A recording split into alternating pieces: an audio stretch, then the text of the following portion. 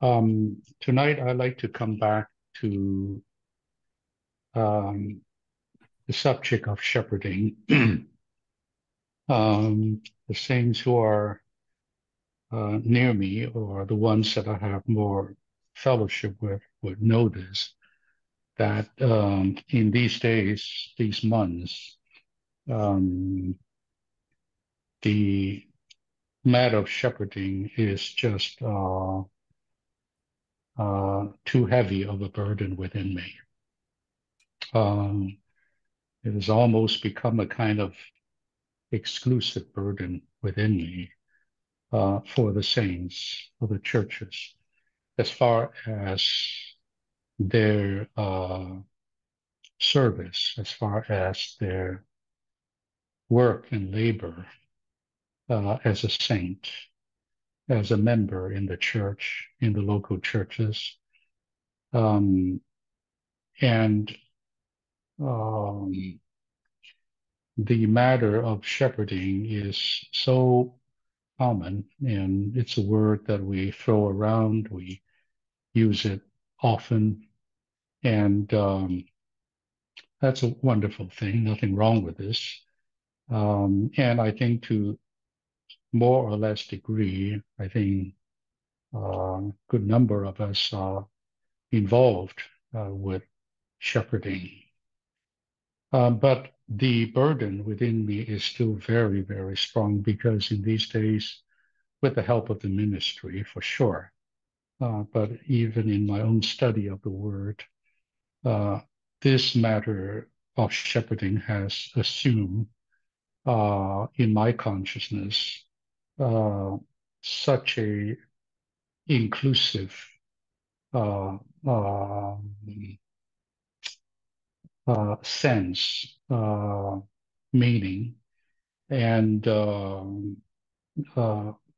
almost I would like to say that everything that we do today, as far as our service to the Lord, whether it would be preaching the gospel or feeding the young saints or caring for them, uh, or not so young saints, all saints, in fact, the church, um, to especially the leading brothers and the churches, the recovery, to the co-workers, almost regardless of who you are and what uh, particular measure you may have, it does not matter. Uh, I like to see uh, shepherding um, subsuming every activity, every service activity. Um, and um, the place to sort of start, I mean, this matter permeates the whole Old Testament, not just the New, the Old Testament, that Jehovah uh, is my shepherd, is our shepherd. So this Jehovah God is the Old Testament Jesus, and it points to the New Testament Jehovah, and that is Christ. And from the beginning, uh, throughout the Old Testament, and definitely through the whole New Testament, and in the sense of dispensation or age, uh, starting with the man was created, and then when God uh, raised up his called race, that's the Abrahamic race, the Hebrews, the Jews, the Old Testament, and then into the house of Israel, and then into the New Testament to all sinners, all people, all the uh, elect of God. Um, and that New Testament age. Specifically, we're talking about this age that we're in. That is the church age, the age of grace. But not only so, for sure, we are in this period and we are focused on this period, no doubt. But this shepherding of the triune God, uh, the Father in Christ as the Spirit, the pneumatized triune God, which is the process and consummated triune God, um, will continue to shepherd in the next age, the kingdom age, for sure, will shepherd in the eternal age. That in eternity, he will still be shepherding us. And a good place to start tonight is those, um, you know, famous verses in John. That is John 21, when the Lord manifested himself to his disciples after his resurrection for the third time, right? For the third time. And that was be at the Sea of Tiberias. They have all followed this Peter to get back to their old profession, fishing, because they need to eat. And you may say they are in a somewhat of a backslidden condition. And when they were doing that, the Lord came and performed a wondrous miracle that almost is the same miracle he um, worked when he first called Peter in the book of Mark or in the book of Luke, where they couldn't find any fish for the whole night. The Lord told them, cast your net on this side. And then they caught so much fish that they could hardly bring them to land. And that's when Peter, for the first time, dropped on his knees and say, I'm a sinner. And the Lord would call him, you are, I will make you fishers of men. So that's how Peter and the others were called. But here, this is towards the end, after the Lord resurrected. The Lord came to the same Peter again with his brothers or cousins, whatever, to do almost the exact same thing, and that is fishing and finding no fish. And the Lord told them what to do, and they got this 153 large fish, and they noticed it was the Lord, and Peter jumped into the sea, got to the shore. Lo and behold, breakfast was already prepared by the Lord. Um, all this, I like to tell you, whether it is the beginning or towards the end. Do you know that the Lord was shepherding Peter the entire time, as well as his peers, his compatriots, his fellow disciples, just shepherding them on a one-on-one intimate way. So 3 times he asked him, do you love me? Using the word agape, the higher, nobler love. Peter would respond each time, Lord, you know I love you. Yes, you know that I love you. Lord, the third time, you know all things. You know that I love you. Each time, not using the same Greek word, agape, but still a word that denotes a very intimate love. So every time he responded to the Lord in this way, the Lord has only a simple word to him. comprised of three words. Three words. First time, feed my lambs. The second time, shepherd my sheep. Third time, feed my sheep. That's it. There it is. In three words, the entire apostolic ministry is revealed. And Simon is the top apostle, in fact, the first of the apostles, and the 12 that were with the Lord in the flesh, in person. Even Paul was later on. And the only thing commissioned that the Lord gave to him, and by extension to all the others, as his apostles,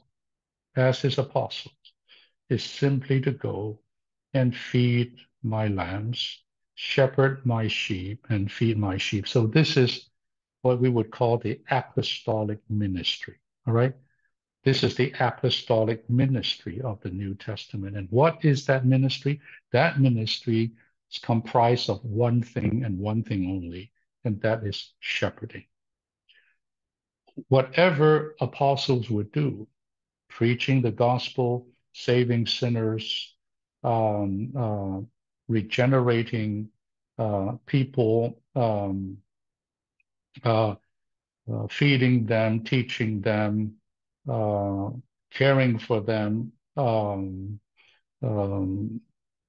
eventually raising up churches, caring for those churches, whatever they would do, writing to them, admonishing them, exhorting them, praying for them, visiting them.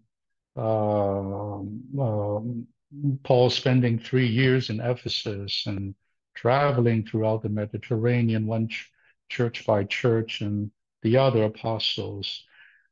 All of that is captured or encapsulated in these three words: feed or shepherd my lambs or my sheep.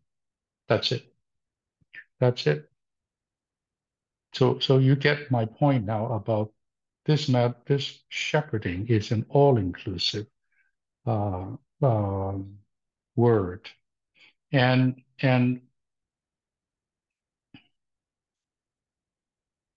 this apostolic ministry that was given to the apostles is again, by extension, the commission to the Lord's church, right? Led by the apostles, followed by the elders, and then even practiced by all the believers.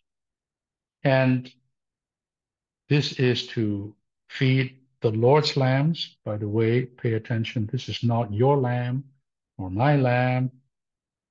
We don't own them. These are all the Lord's lambs. These are all the Lord's sheep, because this is God's flock. No one has ownership. No one can claim ownership. We're here just to feed his sheep, just here to feed his lambs and shepherd his flock. The apostles did that, and the strongest charge by Paul, by Peter, and others to the elders is nothing but this. In Acts 20, Paul, seeing the Ephesian elders for the last time, just said, shepherd the flock of God, the church, the flock of God, for which you have been appointed as elders and overseers. That's it. That's the last word of Paul. And he said, here's my testimony. My 3 years with you, with tears, house to house, in the public places, I withheld nothing from you. Paul was just doing one thing. He was just shepherding the church in Ephesus with the saints there. That's it. And so today, brothers and sisters, working saints, dear saints, that's our unique commission. That is our unique work. That is our unique service. That is the unique activity, if you will, in the church life. And that is to shepherd. So this matter is just uh, uh, has just overwhelmed me and uh, taken over me.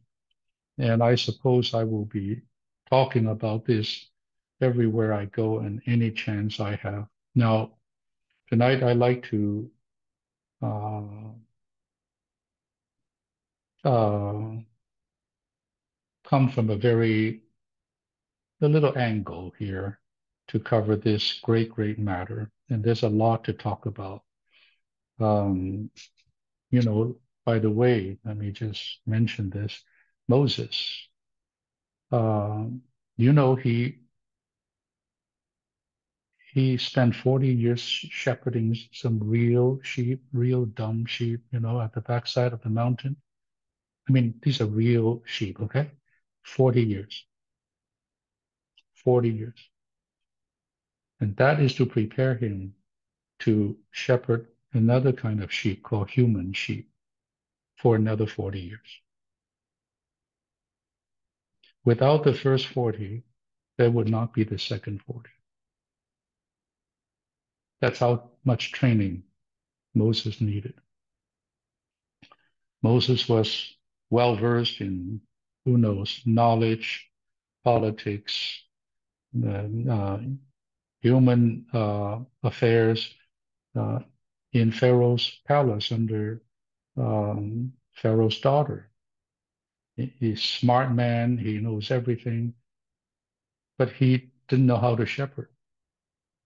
He needed to be 40 years in the wilderness, just learning to tend to the sheep.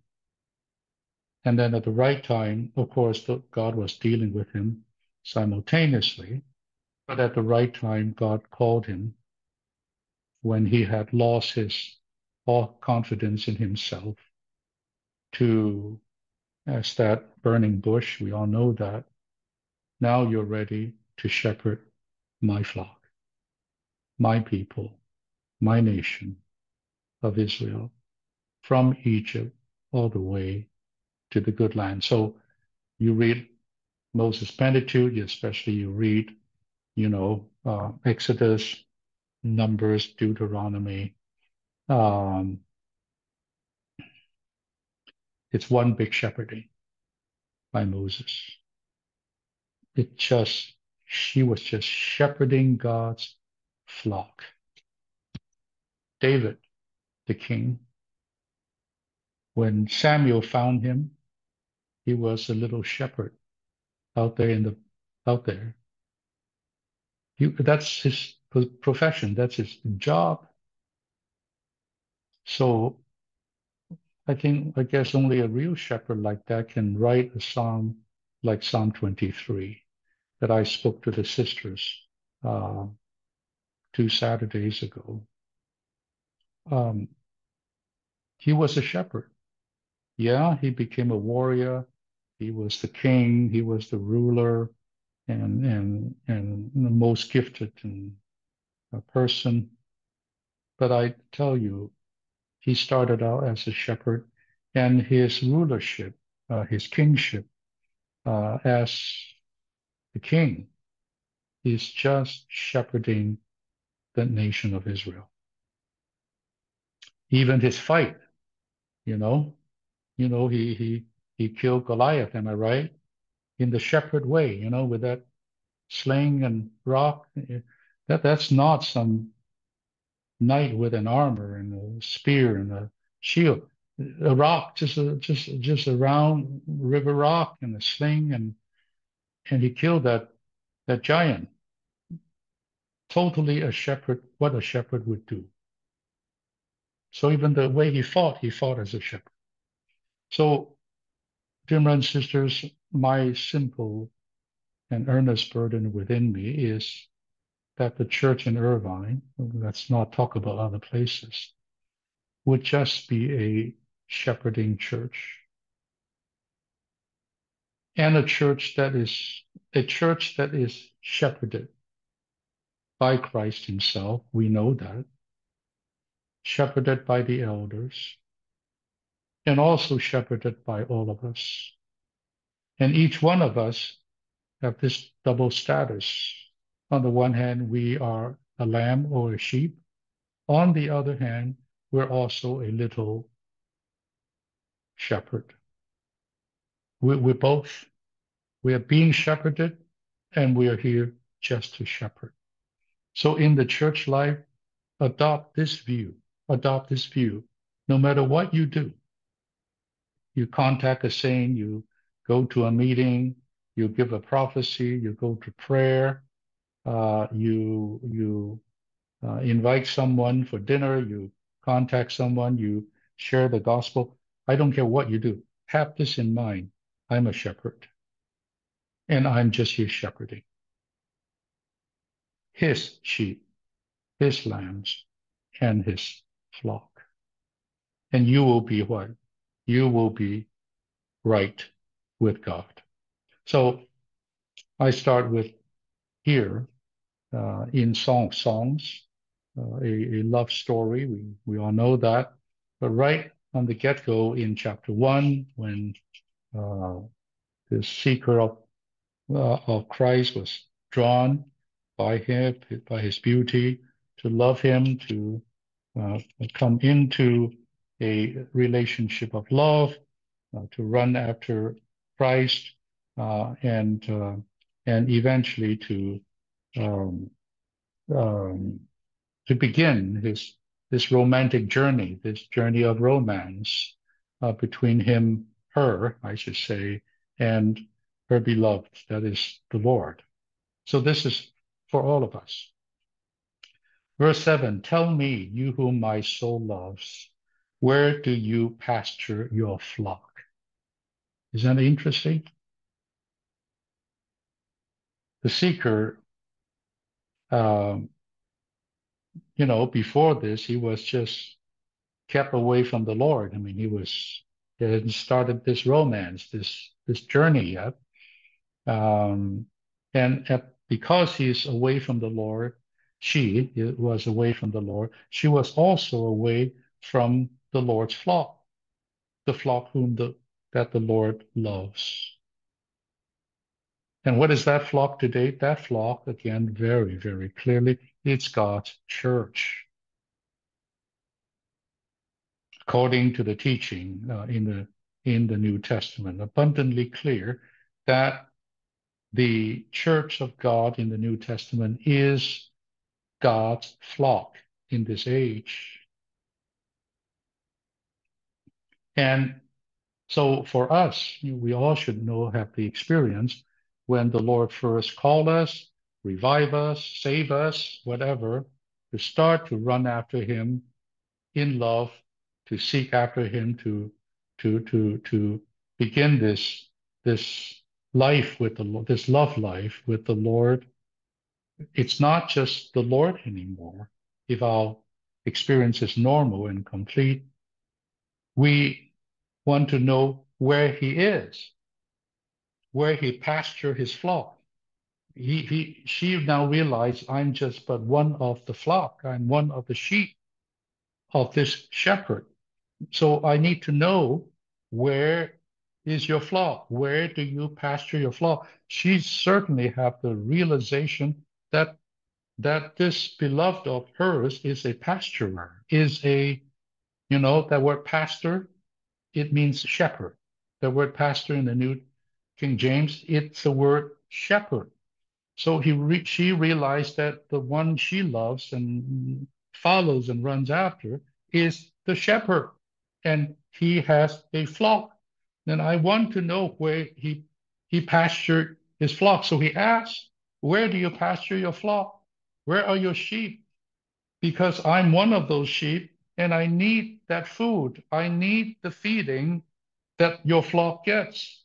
I need that rest. I need that satisfaction. So she asked this question. Uh, if we love the Lord, brothers and sisters, we will be in the church. Am I right? Because Christ loved the church. How can you say, I love the Lord and not be in the church? It's not balanced. Um, where do you make it lie down at noon for rest? Noon is the time when the sun beats down and it's hot. It's um, um, uh, not a comfortable time. Um, where do you make them lie down? I mean, doesn't that remind you of Psalm 23 at the besides the still waters of rest? So, you know, the water is to quench the thirst, but I told the sisters the water is also a place of rest. Where is it? She asked. Well, for why should I be like one who is veiled beside the flocks of your companions? These flock, your flock, are your companions, or the daughters of Jerusalem, my ones that are my companions, that together we would run and seek after you. I want to be part of that flock. And today, brothers and sisters, by the Lord's mercy, we're in the church life. We're all in the flock. And we have companions running together. Now, here it's continued in verse 8. If you yourself do not know, this is the shepherd speaking. This is the beloved speaking back. If you don't know, fairest among women, go forth on the footsteps of the flock. This is what a wonderful answer. You want to know? Just follow. Just go forth from whatever you are and come away to the church life, the proper church life, and there you will follow me. You will for sure follow me according to the footsteps of the flock. The flock, brothers, I don't know. I'm not a shepherd, but I've seen this some documentary. I read a little bit. I tell you, these sheep are just know to follow the shepherd. If the shepherd goes over the cliff, they will all jump off.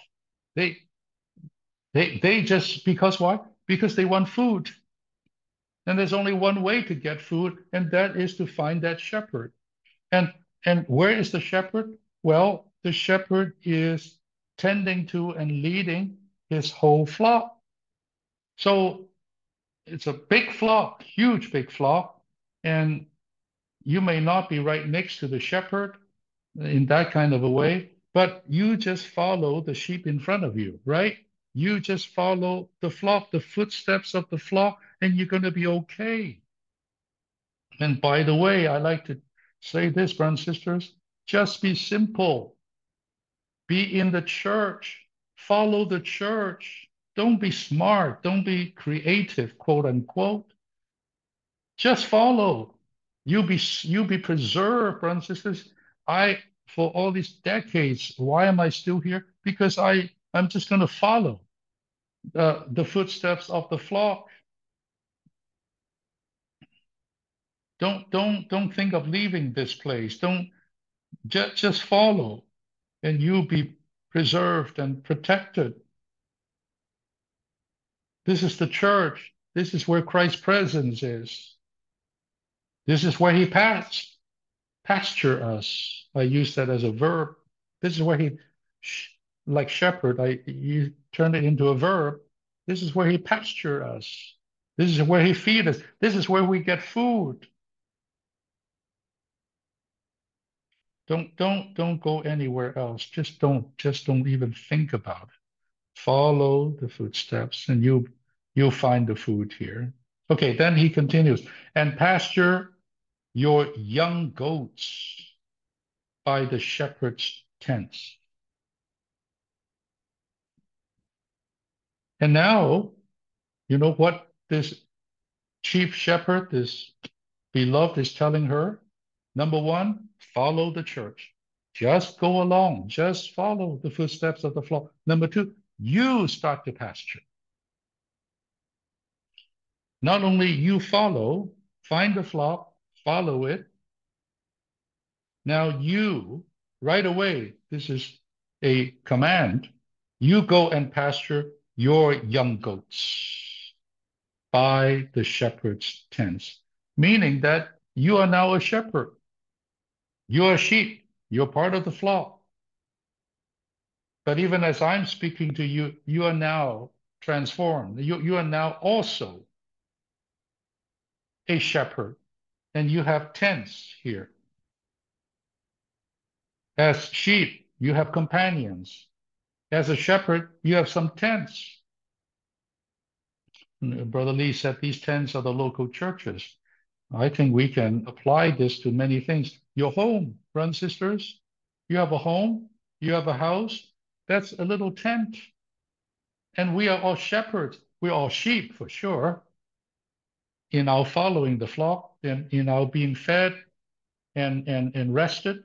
But we're also at the same time, concurrently, little shepherds to shepherd our young goats by the shepherd's tents in the local churches, in our homes.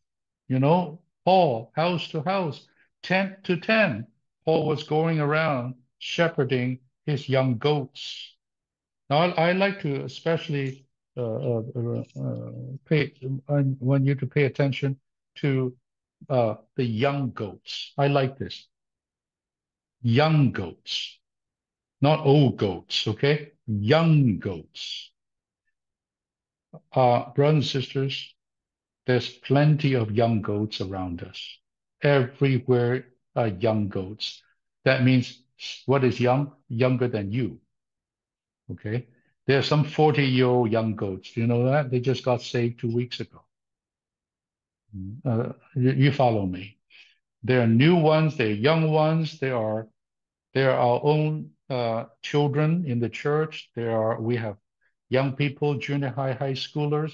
We have lots of college age, our own that grew up in the church life, and ones we're saving and bringing into the church life.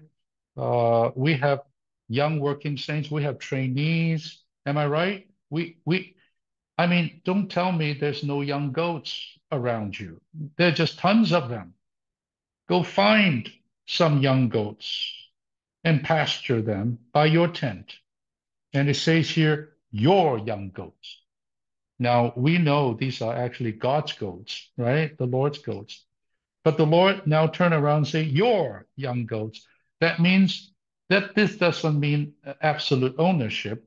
This means your sense of responsibility, your burden is so strong that so deep that these ones that you're caring for, that you're shepherding and feeding, becomes like yours. You become the Lord to them, to these goats. You become the Lord Himself, uh, truly, to shepherd them as yours, your young goats and shepherd's tents. You know, all the local church should be a big giant shepherd's tent, and every saint's home is a little shepherd's tent all over in the church life, just tent after tent after tent after tent. These are not, on the one hand, these are camps, and militarily speaking, but in terms of a flock, these are tents to minister to these young ones. Invite them to your home. Visit them in their home, their tents. Um, every hall in Irvine is a tent. Every small group is a tent. I mean, every place is a shepherding place. Go, brothers and sisters. I don't have more to say. Go and find one, two, three. Don't get too many because you cannot bear so many. And start to care for them, shepherd them, feed them, quench them in the shepherd's tents. Now, the other next one here, I know I'm taking longer than I was planning to, but I'll just finish here. Isaiah 40. Isaiah 40. This is a prophecy concerning Christ of the New Testament. Verse 11. He will feed his flock as a shepherd. That's all that is needed to be said. This Almighty One, Jehovah of the Old Testament, that prefigures Christ, well, more than prefigures, pointing to Christ as the New Testament Jesus and Jehovah, is that mighty one, the one who rules, the one who uh, um, um, with a strong arm and so on. This one is the chief shepherd. That's the New Testament word. He is the chief shepherd. This is Hebrews 13, I think. Uh, he will feed his flock as a shepherd. Okay, that's good enough. So you have to go back and read John 10, Gospel of John chapter 10. Half of that chapter, the first part, is about I am the good shepherd. The Lord came and he said, I am a shepherd. I came as a shepherd to the house of Israel. Indeed, all the sinners, to feed his flock. The Lord Jesus is a shepherd. And he's doing just one thing, feeding his church, his flock. In the heavens and also in our spirit. And amongst the church, feeding his flock as a shepherd. What has the Lord done? The whole process of the Lord becoming a man, living 33 and a half years, dying, resurrecting. All of this is the work of a shepherd. Incarnation is a shepherding work, God becoming man, isn't it? This 3.5 years just shepherding the house of Israel, healing them, teaching them, uh, having compassion on them, feeding them, even feeding them, right? 5,000, 4,000 at one time, 7,000 another time. That is a shepherd.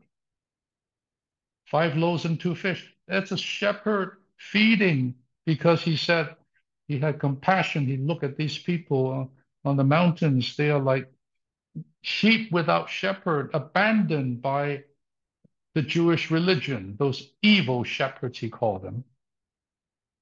And then he said, in his arm, he will gather the lambs. I love this so much.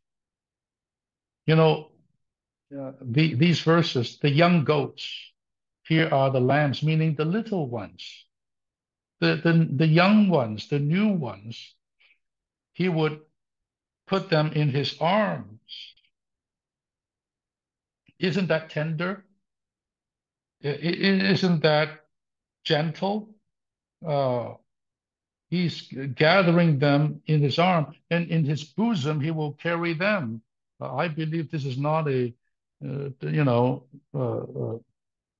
150-pound sheep. I believe this is just a little lamb, uh, uh, uh, 30 pounds, 20 pounds, little lamb that he would embrace and carry in his bosom. You just picture that. Aren't we all that to the Lord? Have you been in his bosom? Have you been on his arm? this is not on his shoulder, but on his arm, in his arms. He has shepherded each one of us like that. We were young one at a time. We were baby once upon a time. We were little lambs once upon a time. And the Lord would carry us and embrace us as the shepherd of his flock, particularly paying attention to the young, weak, and small ones. And the last sentence, he will lead those who are nursing the young. I like that. This is now not talking about the lambs or the sheep. The Lord now talk about he will lead who? Those who are nursing the young. That means he will lead the shepherds as the chief shepherd. You want the Lord to lead you? Be a shepherd. He will lead you. He promised that. He will lead those who are nursing the young. Well, of course, this could be not shepherd, but we could be an older sheep, right? Nursing a younger sheep. So whether we are a sheep, whether we are a shepherd, the principle is the same, that as long as we are here caring for his young,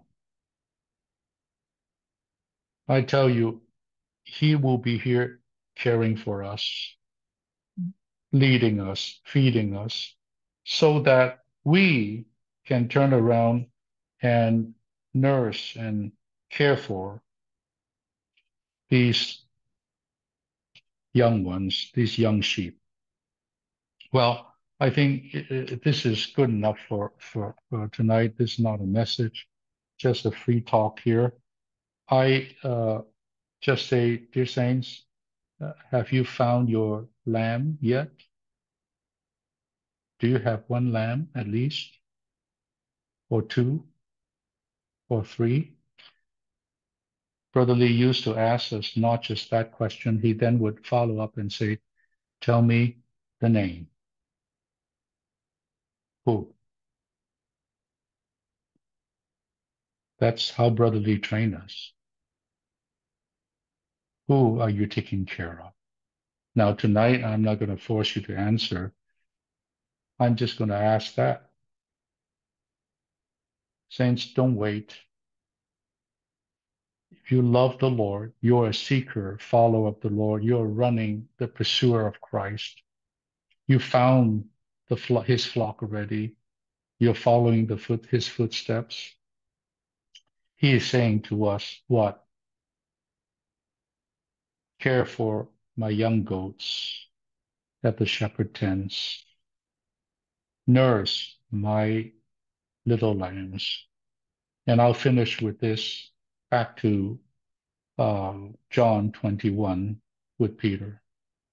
The first three words is feed my lambs, then shepherd my sheep, then feed my sheep. And that particular word in Greek refers to little lambs. Oh, dear and sisters, there are many little lambs in Irvine waiting for our care, waiting for our reaching out, waiting for us to contact them, to pray for them, to cherish them with our bosom and with our arms, and to nourish them with the pasture, the very Christ that we have experienced, that we have enjoyed, with His Word, to just have them in your heart and in your prayer and remembrance all the time. Uh, this kind of shepherding is all inclusive and tender. These are the words brotherly use, all inclusive and tender care. But I like to add a word, two more adjectives, that it is personal. and intimate. Personal and intimate. One-on-one. You say, I don't know how to care. Well, just go and care. You don't, sisters, you don't know how to be a mother. You never will until you become one. Same thing. Just go. And in the going, your heart will be expanded. You will learn many, many lessons. Uh, and we will be the first one who what? Who benefits from the Lord's leading and from the Lord's care over us as we care for His and His young. I stop here. Back to you, Sam. Amen. Thank you, Brother Minoru.